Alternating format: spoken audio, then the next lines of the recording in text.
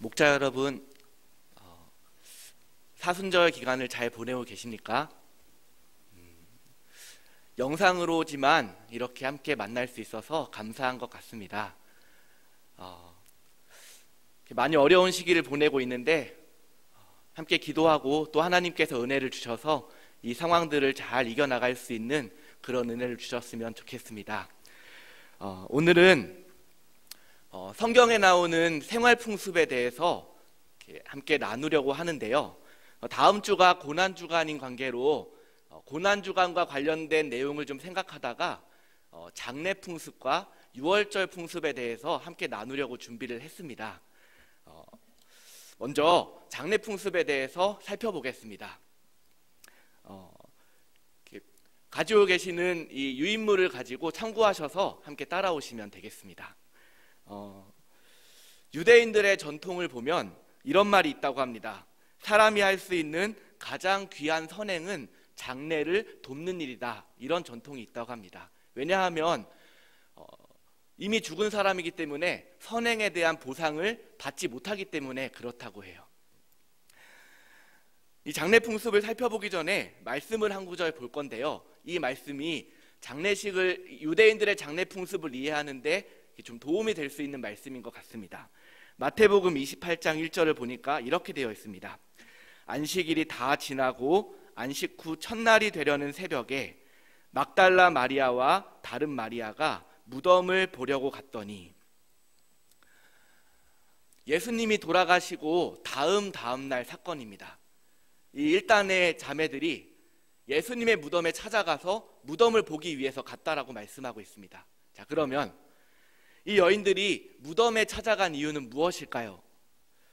예수님께서 부활하신다고 하셨으니까 그 약속을 믿고 기대하면서 그렇게 갔을까요? 그런 것은 아니고요. 오늘 함께 나눌 이 장례 풍습을 보면 왜 갔는지에 대한 것을 좀 살펴볼 수 있을 것 같습니다. 자, 먼저 이스라엘의 장례 풍습은요, 당일에 매장하는 원칙이 있습니다. 유대인들은요, 임종한 지 24시간 안에 시체를 매장하는 풍습을 가지고 있습니다. 우리나라는 보통 3일장, 5일장, 신분과 지위에 따라서 7일장까지 하는 경우도 간혹 있는데요. 유대인들의 경우에는 부유한 사람이나 가난한 사람이나 동일합니다. 하루 24시간 안에 당일에 매장하는 것을 원칙으로 하고 있습니다. 이유가 몇 가지가 있다고 합니다. 먼저는요, 신명기에 나오는 말씀에 근거하고 있습니다.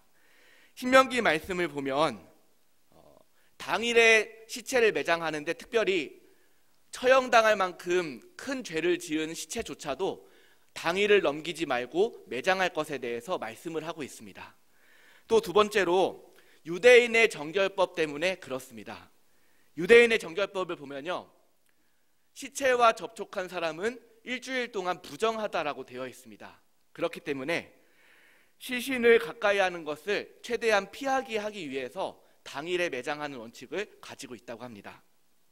자, 그리고 무엇보다도요, 당일 매장이 고인에 대한 최고의 예우라고 여겨졌다고 해요. 왜냐하면 사람이 흙으로 왔다가 흙으로 돌아간다고 성경이 가르치고 있잖아요. 그렇기 때문에 빨리 흙으로 보내주는 것이 고인을 위한 최고의 미덕이다라고 생각했다고 합니다. 그래서 당일에 매장하는 것이 유대인들의 매장 원칙인 것입니다. 이렇게 매장하는 데 있어서 몇 가지 절차와 과정을 보면요, 특별히 남자가 해야 되는 역할 그리고 여자가 해야 되는 역할로 나뉘어서 우리가 볼 수 있습니다. 유대 사회에는 남자와 여자가 하는 이 장례 풍습에서도 남자와 여자의 역할이 아주 엄격하게 구분되어 있었다고 합니다. 먼저 남자가 어떤 역할을 하는지를 보면요, 두 가지를 살펴볼 수 있는데요. 하나는 임종 당일에 시체를 무덤까지 운구하는 역할을 남자들이 맡았다고 합니다. 오늘날 우리도 마찬가지인데요, 유대인들도 그랬어요. 자, 그리고 또 한 가지는 뭐냐면요, 임종 시에 전문적으로 애곡하는 사람들 그리고 피리를 부는 사람들을 준비했다고 합니다. 탈무드에 보면요, 이런 말이 있는데 한번 보십시오. 모든 유대 남자는 자기 아내의 장례를 위해서 최소한 2명의 피리 부는 사람과 한 명의 애곡하는 여인을 준비해야 했다. 이렇게 남편이 준비하는 것이 유대인들의 관습이었다고 해요. 성경에도 이와 관련된 성경 구절이 있는데요. 회당장인 야이로의 딸이 죽었을 때에 예수님께서 그 집에 가시니까 이렇게 되어 있죠. 예수께서 그 관리의 집에 가사 피리 부는 자들과 떠드는 무리를 보시고 이르시되 물러가라, 이 소녀가 죽은 것이 아니라 잔다 하시니 그들이 비웃더라. 여기 와 있는 피리 부는 자들과 떠드는 무리들이 임종시에 죽었을 때 여기 와서 같이 울어주고 하기 위해서 모여있는 사람들인 것입니다. 이 일들을 남편이 했다고 하고요. 여자가 하는 역할이 있습니다. 임종시에 여자가 하는 역할로 대표적인 것이 뭐가 있냐면요. 시체에 향유를 바르고 그 다음에 세마포로 시체를 싸매는 역할이었습니다. 왜 시체에다가 향유를 발랐을까요? 일단 시체가 썩는 것을 방지하기 위해서 그랬던 것은 아닙니다. 이 장례 풍습에서 이스라엘이 이집트하고 아주 대조적으로 다른 부분이 이 지점입니다. 이집트에서는요, 시체를 오랫동안 보존하는 것을 중요하게 생각했습니다. 우리가 알고 있는 미라가 바로 그런 것이죠. 그런데 이스라엘은 그게 아니고요, 시체를 당일날 매장하는 걸 원칙으로 했다고 했잖아요. 그렇기 때문에 향을 바르는 것은 시체를 보존하기 위해서 발랐던 것은 아니었습니다. 그럼 왜 발랐을까? 그 이유는요, 시체가 썩는 냄새를 중화시키기 위해서 향품을 발랐다고 해요. 이스라엘은요, 전 가보진 않았는데요, 거기에 날씨가 대단히 건조하다고 합니다. 그래서 시체가 썩는데 길게는 1년의 시간이 걸린다고 해요. 1년 동안 시체가 썩고 있으니까 그 부근을 지나가다 보면요, 아주 시체가 유쾌하지 않은 냄새가 코에 나오게 되겠죠. 그렇기 때문에 그 시체 썩는 냄새를 중화시키기 위해서 반드시 향품을 바르는 이런 풍습이 있었다고 합니다. 그리고 이 일들은요, 여인들이 했던 것이고요.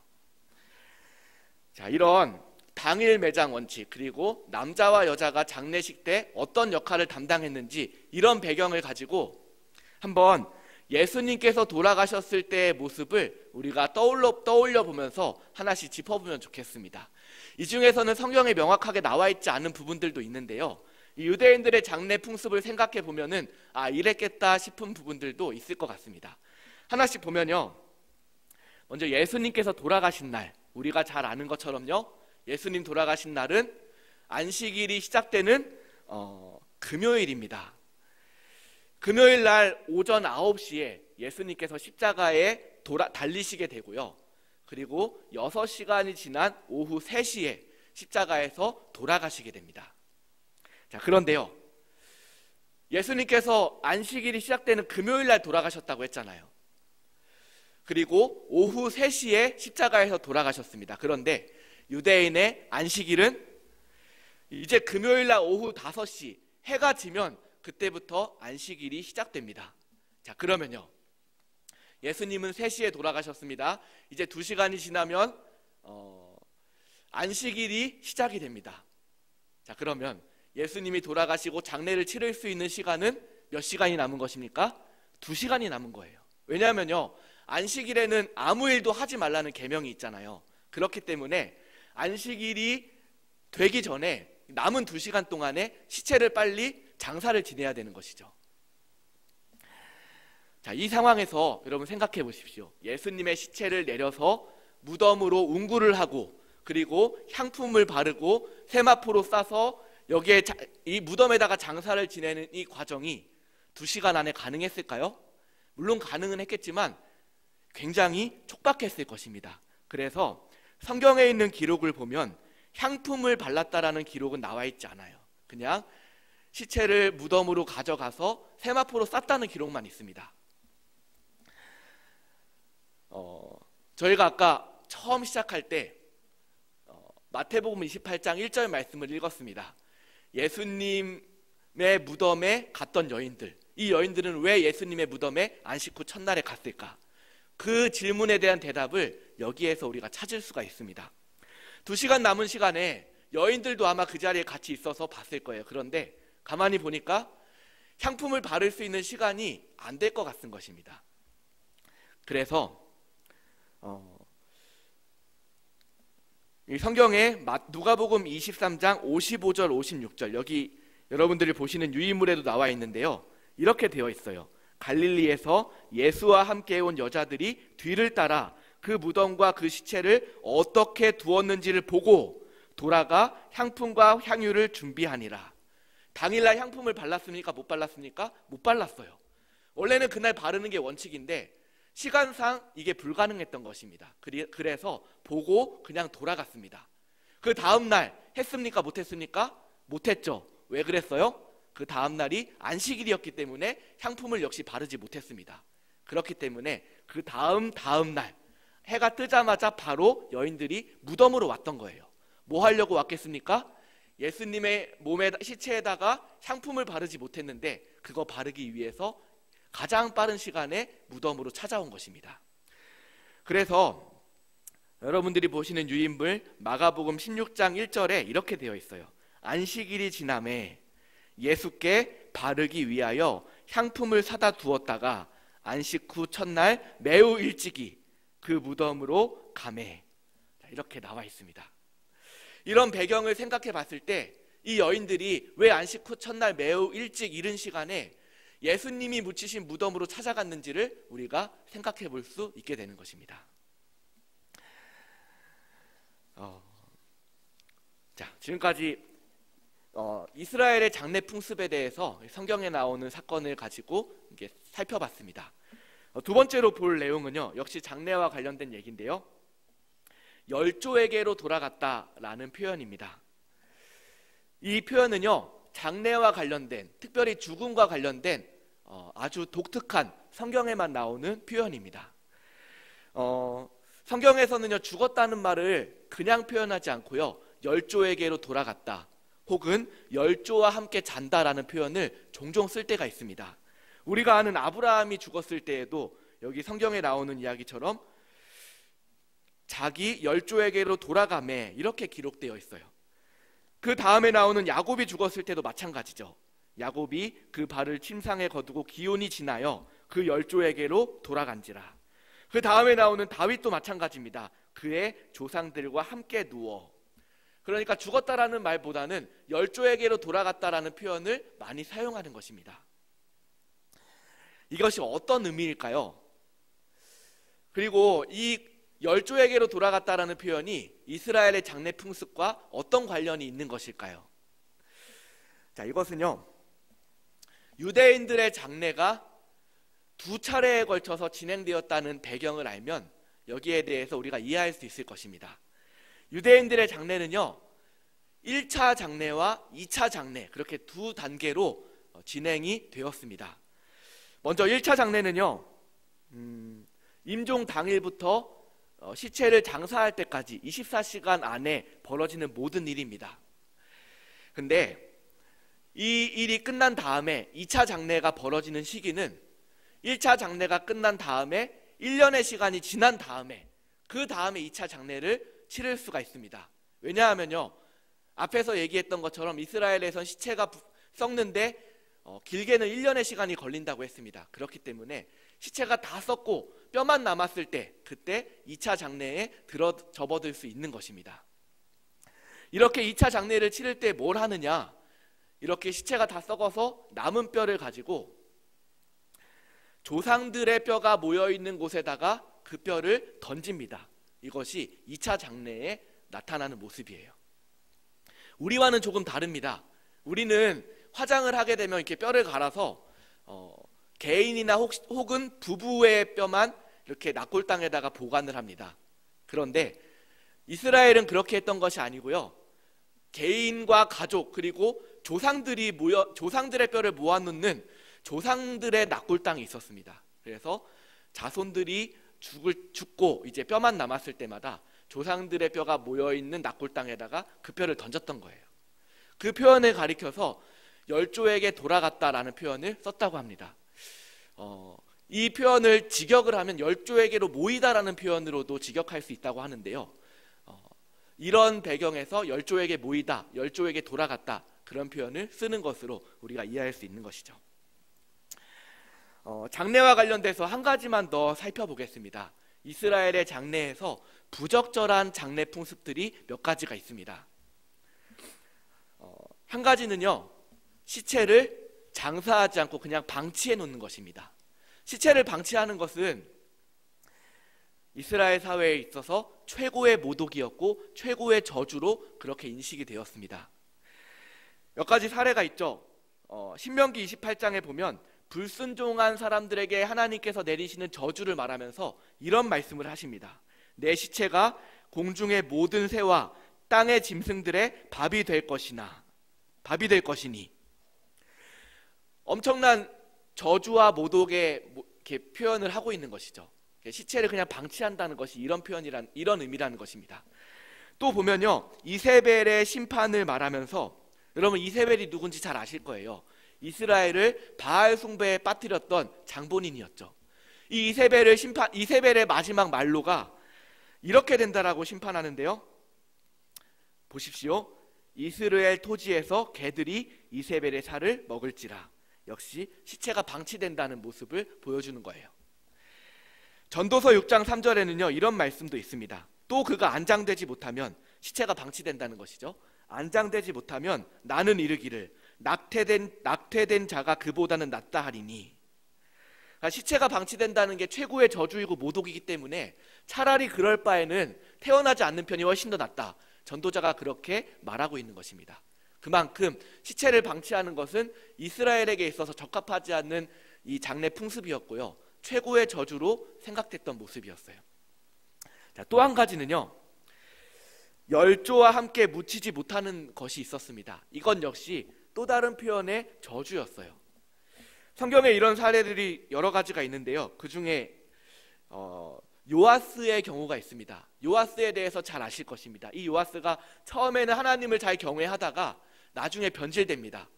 그래서 요아스의 잘못을 책망하기 위해서 왔던 제사장조차도 성전뜰에서 제사장을 죽여버려요. 그런 요아스의 말로가 어떻게 됐는지를 성경이 이렇게 기록하고 있는데요, 다윗성에 장사되었으나 그 다음에 왕들의 묘실에는 장사되지 아니하였더라. 열조와 함께 묻히지 못했던 그런 저주를 요아스 왕이 받았다고 기록되고 있습니다. 그리고 또 한 가지는요, 무명의 한 선지자, 하나님께서 이렇게 말씀하신 대로 순종하라고 했는데 여러 가지 이유 때문에 그렇게 못했어요. 결과적으로 하나님께서 이렇게 이 선지자를 심판하시는데요, 한번 보실까요? 여호와가 너더러 떡도 먹지 말고 물도 마시지 말라 하신 곳에서 떡도 먹고 물도 마셨으니, 그 다음에 이렇게 되어 있습니다. 내 시체가 내 조상들의 묘실에 들어가지 못하리라. 하나님 말씀에 순종해야 되는 선지자가 하나님 말씀에 순종하지 못했기 때문에 하나님께 심판을 받는데 열조의 묘실에 들어가지 못하는 그런 저주를 받게 되었더라는 말씀입니다. 이스라엘에서 적합하지 않은 또 다른 저주의 표현으로 사용되었던 이 장례의 모습인 것이죠. 그리고 최고로 심한 모습일 수 있을 것 같은데요, 이스라엘에서는요, 중한 범죄자에게 화장을 행했다고 합니다. 오늘날의 문화와는 조금 다르죠. 오늘날은 화장이 보편화되어 있었는데 이스라엘에서는요, 매장이 보편적이었고 화장은 특별히 하나님 앞에 아주 악한 범죄를 저질렀을 경우에만 그렇게 실행했다고 해요. 밑에 있는 말씀들을 보시면 하나님께서 미워하신 특별히 음란한 범죄를 저질렀을 때에 이렇게 시체를 화장하라는 내용이 나와 있는 것을 우리가 알 수가 있습니다.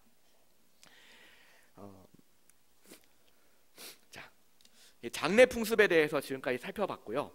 한 가지 더 생각해 볼 건데, 유월절과 관련된 내용들을 한번 보겠습니다. 유월절에 대해서 자세하게 살펴보기보다는요, 유월절에 어떤 풍습을 가지고 있었는지 좀 독특한 모습들에 좀 초점을 맞춰서 이렇게 짚고 넘어가 보도록 하겠습니다. 먼저 유월절을 이렇게 나누기 전에 절기에 대해서 우리가 정리를 해볼 필요가 있습니다.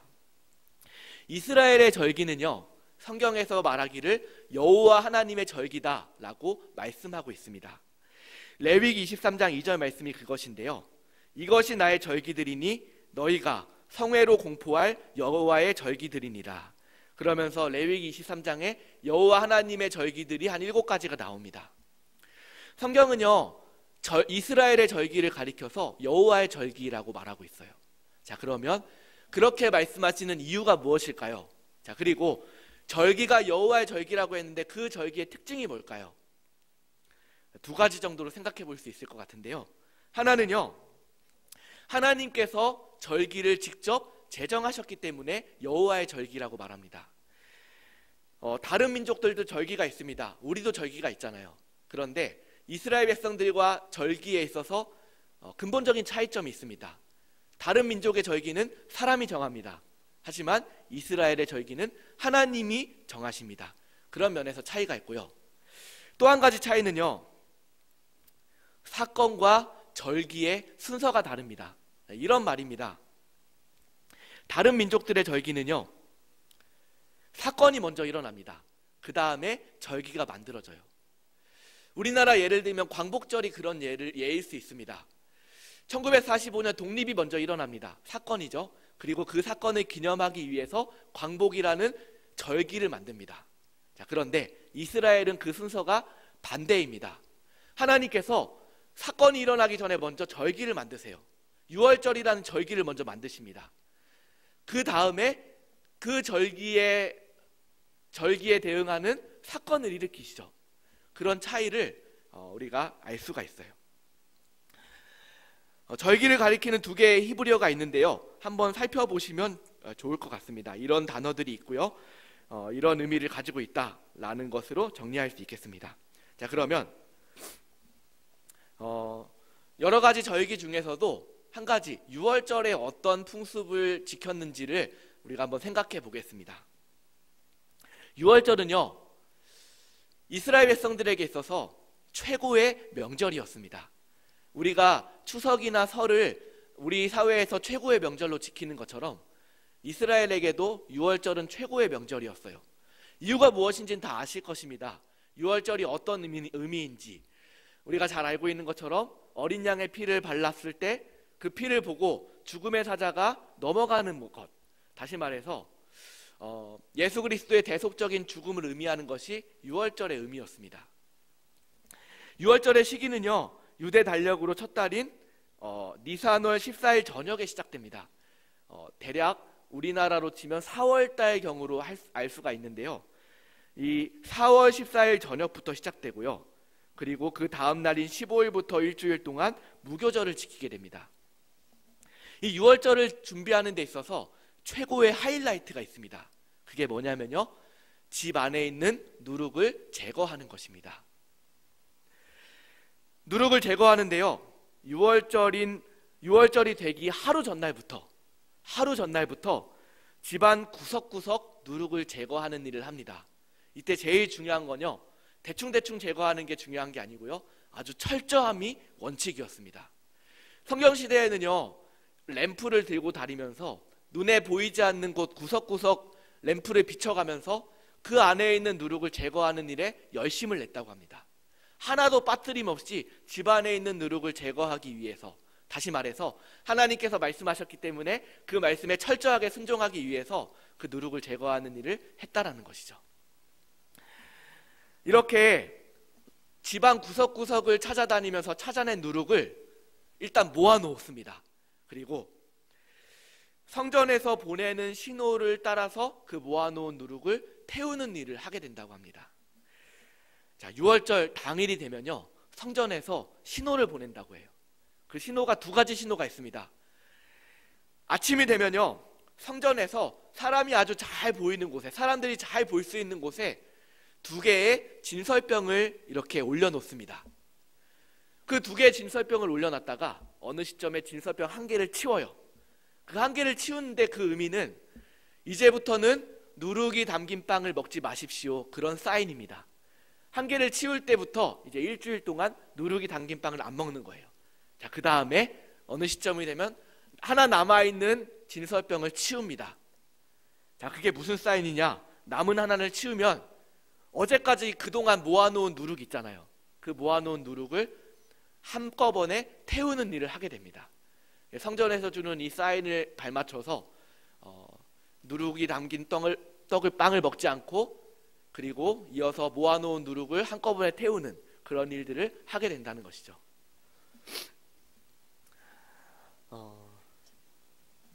자, 그러면 이렇게 누룩을 제거하는 일, 왜 이렇게 누룩을 제거하는 일을 할까요?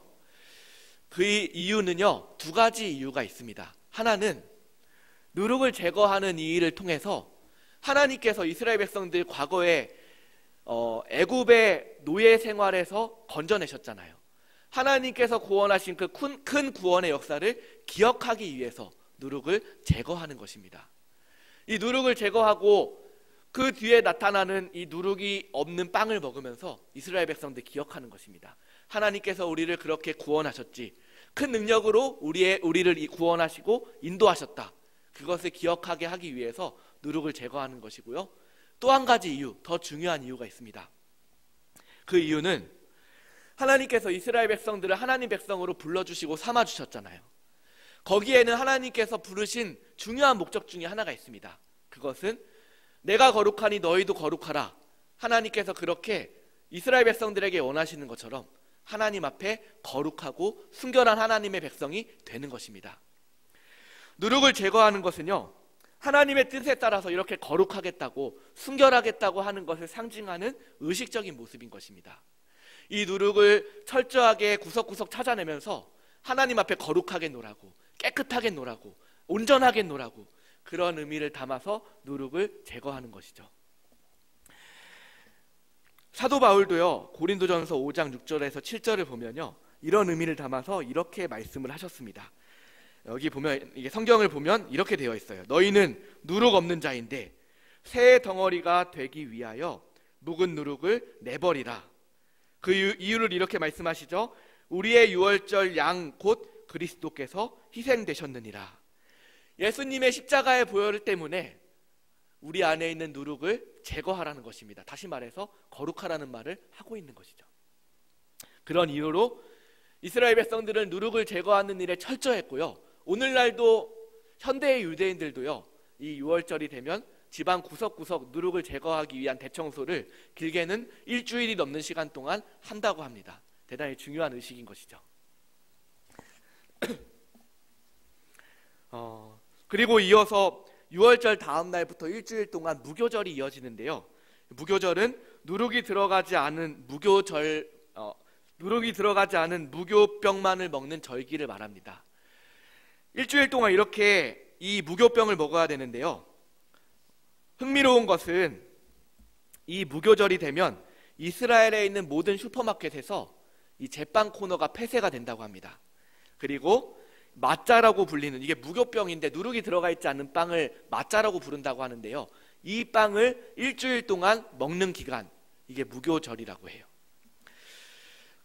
하나님께서 출애굽기 13장 7절 이런 말씀을 하셨는데, 이 말씀에 근거해서 일주일 동안 무교절을 지키는 것입니다. 자, 유월절과 관련된 한 가지 재미있는 풍경 하나만 더 나누고 마치겠습니다. 유월절 예루살렘에 보면 하얀 수건을 찾아볼 수 있다고 합니다. 당시에 유대의 역사가인 유명한 요세푸스라는 사람이요, 이런 기록을 남겼는데요. 6월절에는 25만 6,500마리의 양을 성전에서 도살을 했다고 해요.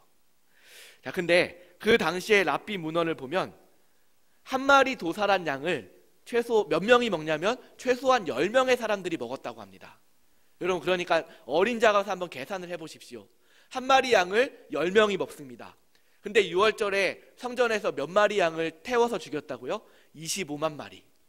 그러니까 6월절 당시에 예루살렘의 순례객들이 얼마나 많이 모였을지를 우리가 짐작할 수가 있습니다.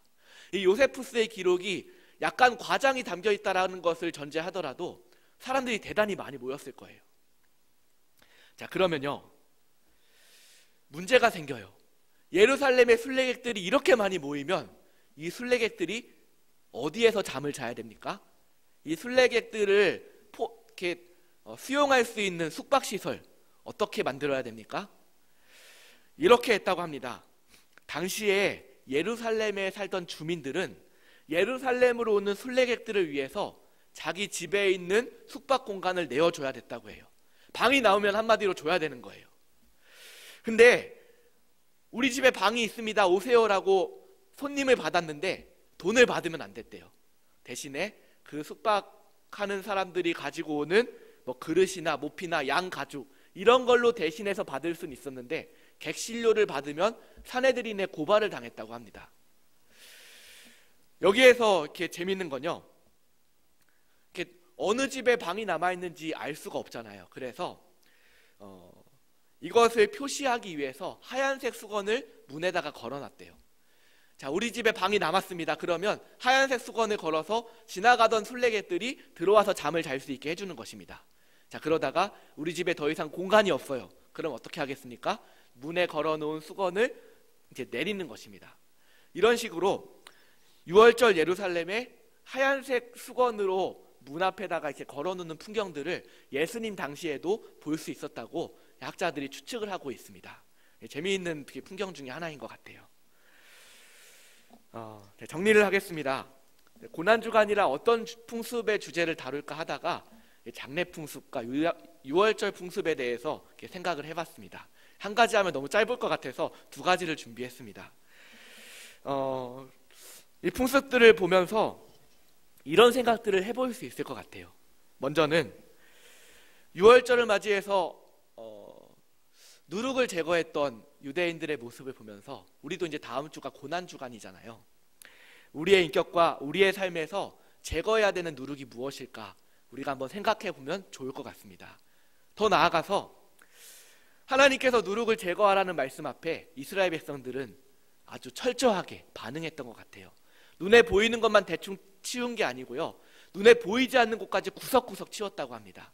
현대 이스라엘 백성들도, 이스라엘 사람들도 대청소를 한다고 합니다.